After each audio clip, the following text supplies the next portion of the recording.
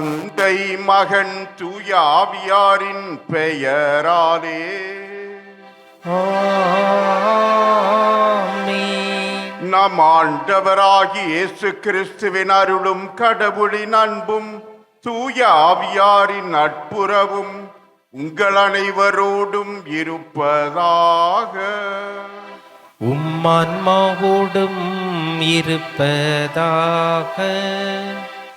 இயேசுவில் அன்புள்ள சகோதர சகோதரிகளே, புனித ஆரோக்கிய அன்னையின் அன்பு பக்தர்களே, மாதா தொலைக்காட்சியின் வழியாக இந்த தெய்வீக திருப்பலியிலே பங்கெடுக்கும் அன்பு நேயர்களே, இத்திருப்பலியை தகுந்த உள்ளத்தோடு ஒப்பு கொடுக்க தடையாக இருக்கும் நமது குறைகளை பலவீனங்களை ஏற்று மனவருந்தி இறைவனின் இரக்கத்தை மன்னிப்பை வேண்டுவோம்.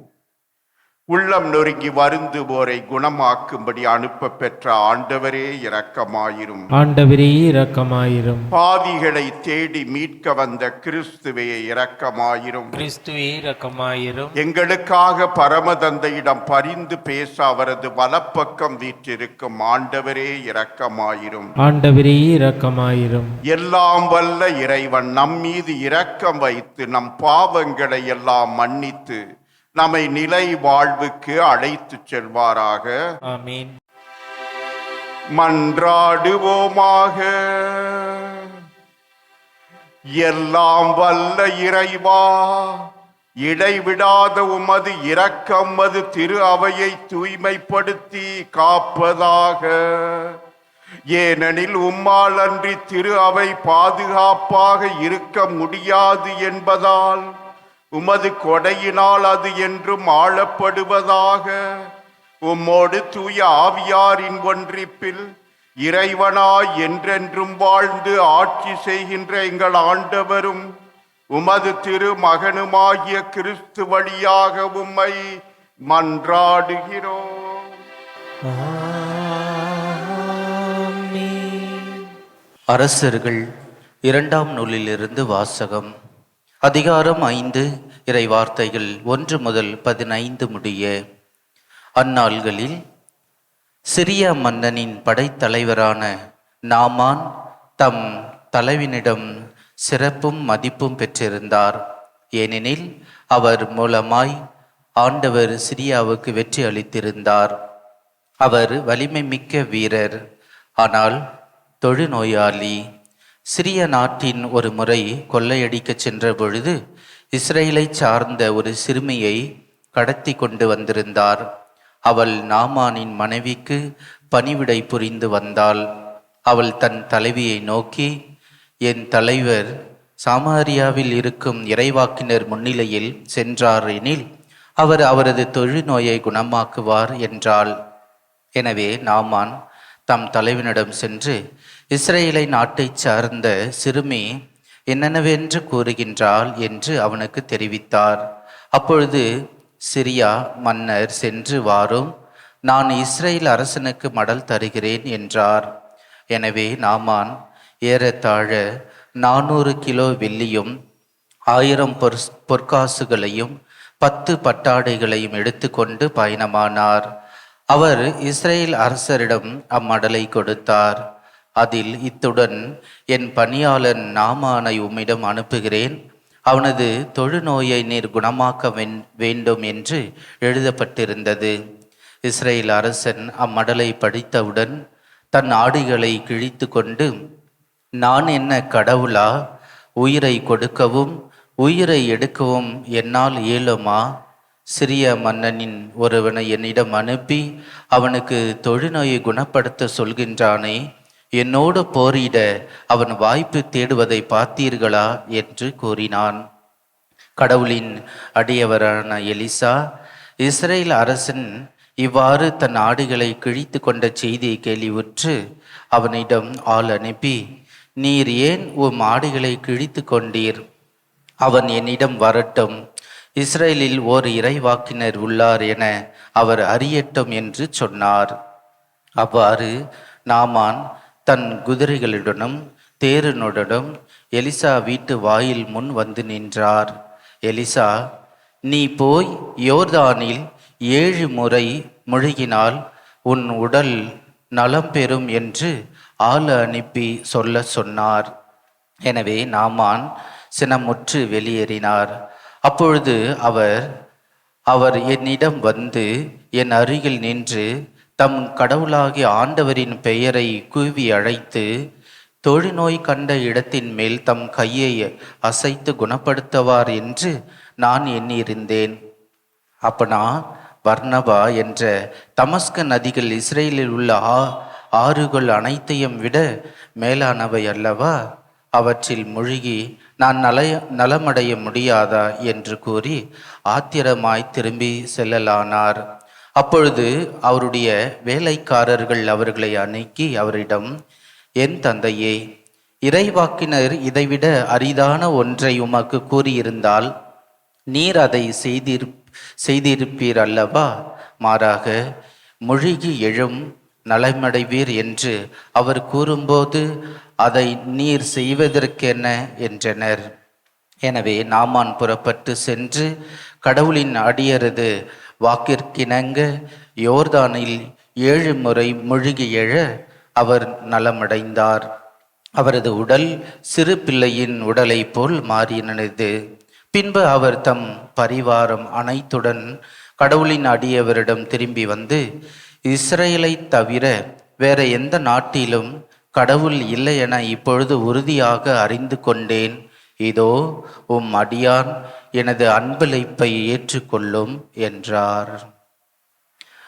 ஆண்டவரின் அருள்வாக்கு. இறைவனுக்கு நன்றி. பல்லவி. என் நெஞ்சம் உயிர் உள்ள இறைவன் மீது தாகம் கொண்டுள்ளது. என் நெஞ்சம் உயிருள்ள இறைவன் மீது தாகம் கொண்டுள்ளது. கலைமான் நீரோடைக்காக ஏங்கி தவிப்பது போல கடவுளே, என் நெஞ்சம் உமக்காக ஏங்கி தவிக்கின்றது. பல்லவி. என் நெஞ்சம் உயிருள்ள இறைவன் மீது தாகம் கொண்டுள்ளது. ஆண்டவருக்காக ஆவலுடன் நான் காத்திருக்கின்றேன். அவரது சொற்களுக்காக ஆவலுடன் காத்திருக்கின்றேன். அவரிடமே உள்ளது பேரன்பு, மிகுதியான மீட்பு அவரிடமே உண்டு. ஆண்டவர் உங்களோடு இருப்பாராக. உமான்மாவோடும் இருப்பாராக. புனித லூக்கா எழுதிய தூய நற்செய்தியிலிருந்து வாசகம். ஆண்டவரே, மாட்சி உமக்கே. அதிகாரம் 4, இறைவசனங்கள் 24 முதல் 30 முடிய. இயேசு நாசரேத்துக்கு வந்திருந்த போது தொழுகை கூடத்தில் மக்களை நோக்கி கூறியது, நான் உறுதியாக உங்களுக்கு சொல்கிறேன், இறைவாக்கினர் எவரும் தம் சொந்த ஊரில் ஏற்றுக்கொள்ளப்படுவதில்லை. உண்மையாக நான் உங்களுக்கு சொல்கிறேன், எலியாவின் காலத்தில் 3½ ஆண்டுகளாக வானம் பொய்த்தது, நாடெங்கும் பெரும் பஞ்சம் உண்டானது. அக்காலத்தில் இஸ்ராயலிடையே கைம்பெண்கள் பலர் இருந்தனர். ஆயினும் அவர்களுள் எவரிடமும் எலியா அனுப்பப்படவில்லை. சீதோனை சார்ந்த சாரிபாத்தில் வாழ்ந்த ஒரு கைம்பெண்ணிடமே அனுப்பப்பட்டார்.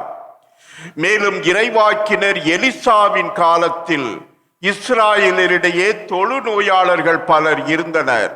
ஆயினும் அவர்களுள் எவருக்கும் நோய் நீங்கவில்லை. சீரியாவை சார்ந்த நாமானுக்கே நோய் நீங்கியது. தொழுகை கூடத்தில் இருந்த யாவரும் இவற்றை கேட்டபோது சீற்றம் கொண்டனர். அவர்கள் எழுந்து அவரை ஊருக்கு வெளியே துரத்தி அவ்வூரில் அமைந்திருந்த மலை உச்சியிலிருந்து கீழே தள்ளிவிட இழுத்து சென்றனர். அவர் அவர்கள் நடுவே கடந்து சென்று அங்கிருந்து போய்விட்டார். ஆண்டவரின் அருள்வாக்கு.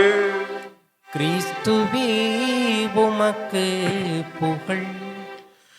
இயேசுவில் அன்புள்ள சகோதர சகோதரிகளே, புனித ஆரோக்கிய அன்னையின் அன்பு பக்தர்களே, மாதா தொலைக்காட்சியின் அன்பு நேயர்களே,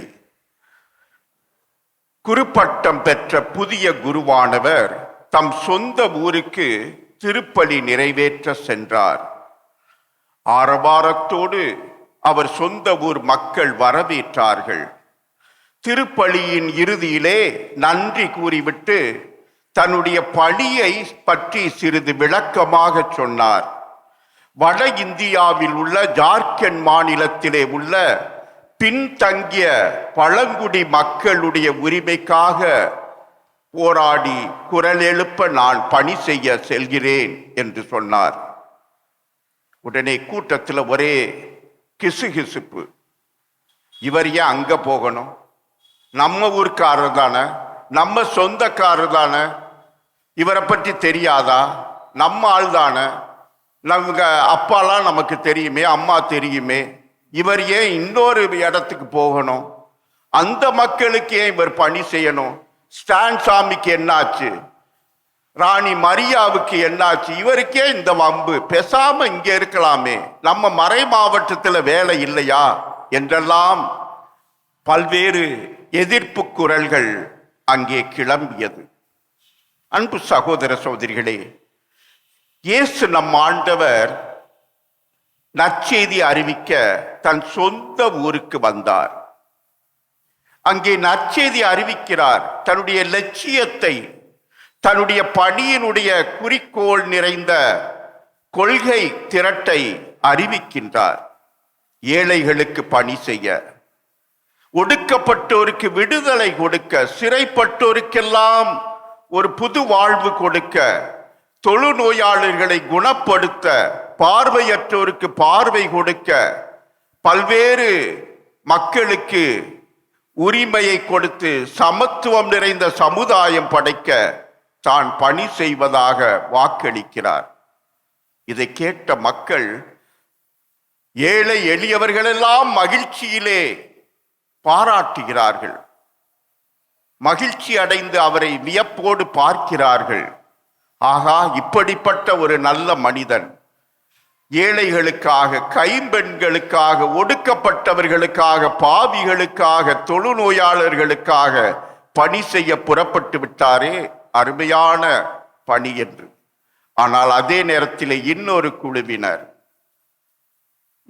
இவர் நம்ம ஊர்க்கார் தானே, நம்ம ஆள் தானே, இவன் நம்ம பையன் தானே, யோசேப்பின் மகன் தானே, மரியாவின் மகன் தானே, நமக்கு செய்யாம வேற யாருக்கு செய்கிறார் இவர் என்று கொந்தளிக்கின்றார்கள். அவர்களுக்கு இயேசு, அந்த கடவுள் தங்களுக்கு மட்டும்தான் சொந்தம், தங்களோடு மட்டும்தான் இருக்க வேண்டும், அந்த மெசியா வரவிருப்பவர், மீட்பு கொடுப்பவர் தங்களுக்கு மட்டும்தான் அந்த மீட்பை வழங்க வேண்டும், யூத இனத்துக்கு மட்டும்தான், பிற இனத்தாருக்கு அல்ல என்று அப்படி குரல் எழுப்பிய பின் இயேசு பழைய ஏற்பாட்டிலிருந்து 2 நிகழ்வுகளை கூறுகிறார். பழைய ஏற்பாட்டிலே எலியா இறைவாக்கினர் வாழ்ந்தபோது 3.5 ஆண்டுகளாக வானம் பொய்த்தது, மழை இல்லை, எங்கும் பஞ்சம். அந்த பஞ்ச காலத்திலே இஸ்ராயேல் மக்களிடையே எத்தனையோ கைம்பெண்கள் இருந்தார்கள்.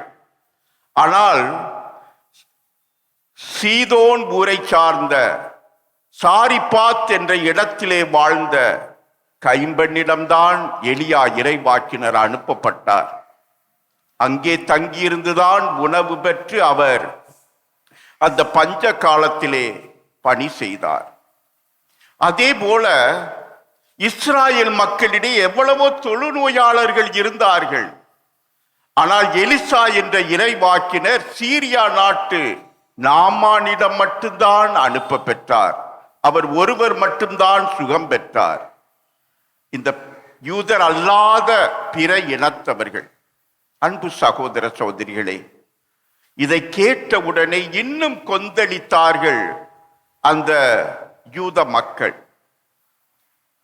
அவரை கொல்ல வழி தேடுகிறார்கள். கொலை வெறியோடு அவரை அந்த மலை உச்சிக்கே கொண்டு சென்று தள்ளிவிட்டு சாகடிக்கலாம் என்று முயற்சிக்கிறார்கள். ஆனால் இயேசு தப்பி கடந்து சென்று விட்டார் என்று நற்செய்தி அறிவிக்கிறது.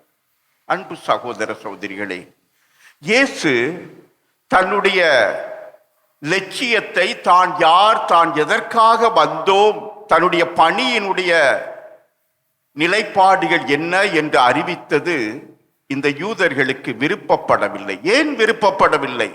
திறந்த மனம் இல்லை. பிற இனத்தவரை ஏற்றுக்கொள்ளக்கூடிய உள்ளம் அவர்களுக்கு இல்லை. அவர்கள் மனம் மாற விரும்பவில்லை. அந்த இயேசுவின் மீது நம்பிக்கை கொள்ள விரும்பவில்லை. இயேசு வந்தது ஒரு சமத்துவ சமுதாயம் படைக்க. இந்த யூதர்கள் கைம்பெண்களை அடிமைப்படுத்தினார்கள். தொழுநோயாளர்களை புறக்கணித்து ஊறவிட்டு ஓரம் கட்டினார்கள். அப்படிப்பட்ட நிலைப்பாட்டில்தான் இயேசு எல்லோருக்கும் சமத்துவம் நிறைந்த ஒரு சமுதாயம் படைக்க வந்தேன். எல்லாரும் சகோதர சகோதரிகள். அந்த கடவுள் அனைவருக்கும் சொந்தம். அனைவரும் அவரிலே மீட்பு பெறலாம்.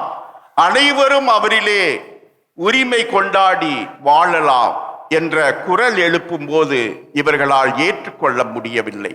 அன்பு சகோதர சகோதரிகளே, நமது வாழ்வு எப்படி?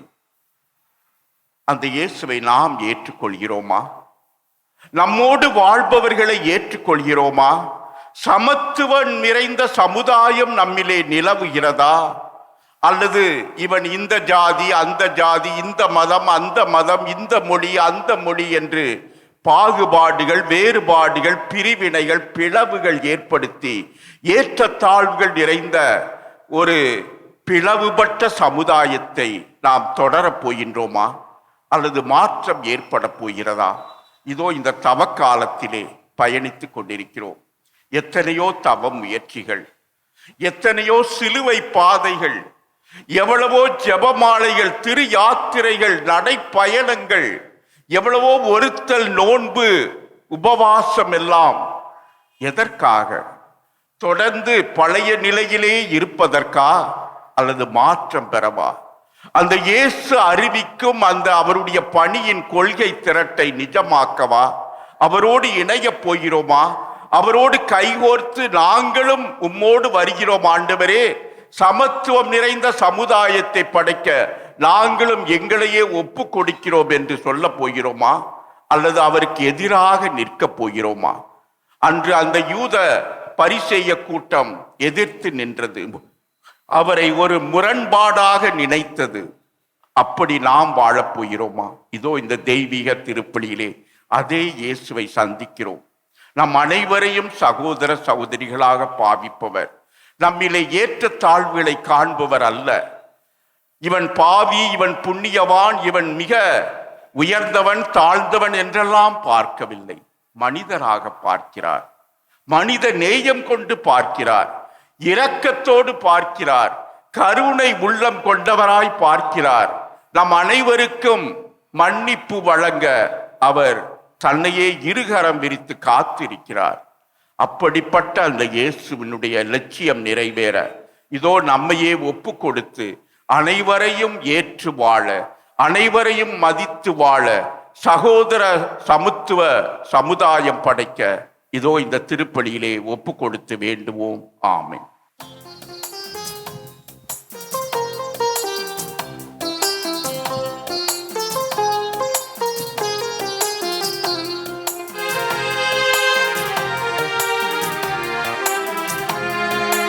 பலியை அல்ல இரக்கத்தையே கேட்கிறாய், பாவி எந்தன் உள்ளத்தையே கேட்கிறாய். தருகிறேன் இதோ தருகிறேன், தருகிறேன் இதோ தருகிறேன்.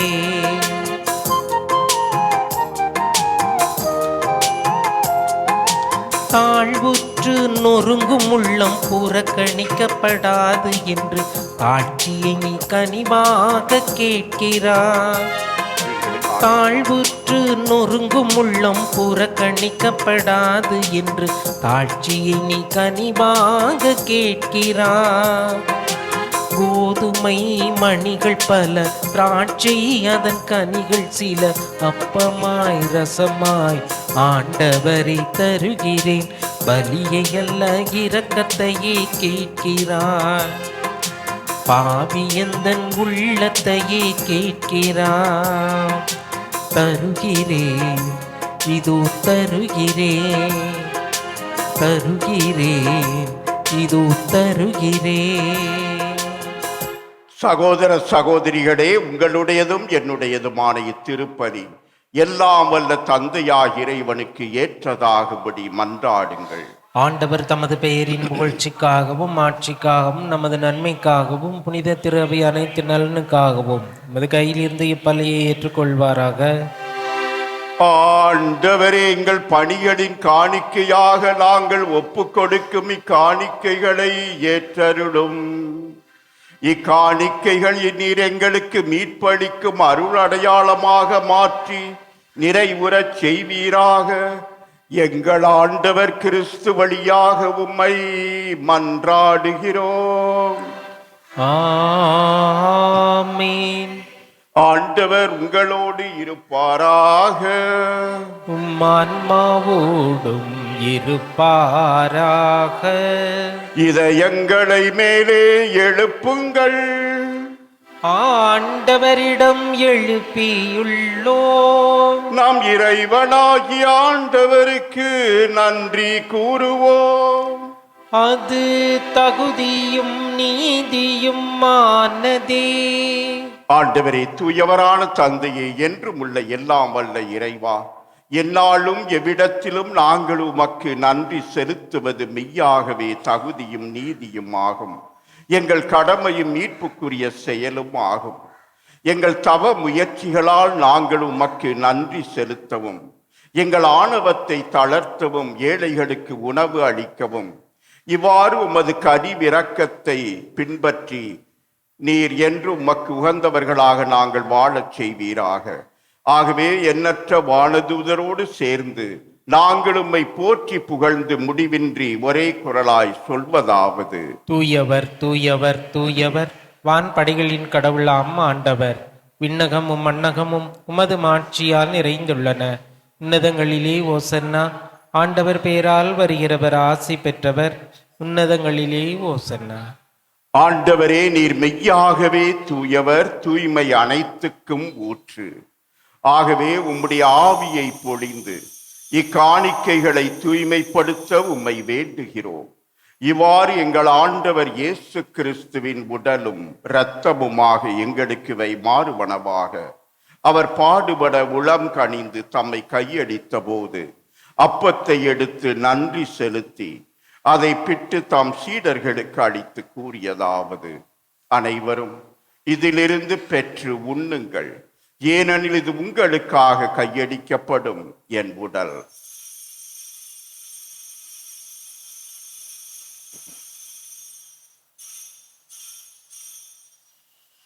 அவனமே இரவு விருந்தை அருந்தியபின் கிண்ணத்தையும் எடுத்து மீண்டும் மக்கு நன்றி கூறி தம் சீடர்களுக்கு அளித்து அவர் கூறியதாவது: அனைவரும் இதிலிருந்து பெற்று பருகுங்கள், ஏனெனில் இது புதிய நிலையான உடன்படிக்கைக்கு உரிய என் இரத்தத்தின் கிண்ணம். இது பாவ மன்னிப்புக்கென்று உங்களுக்காகவும் பலருக்காகவும் சிந்தப்படும். இதை என் நினைவாகச் செய்யுங்கள்.